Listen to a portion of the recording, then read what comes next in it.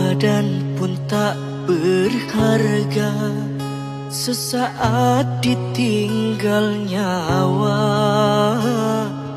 Anak istri tercinta tak sudi lagi bersama. Secepatnya jasa dipendam,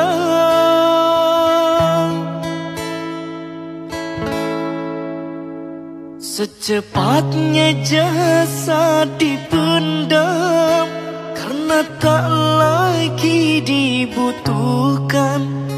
Diri yang semula dipuja kini bangkai tak berguna.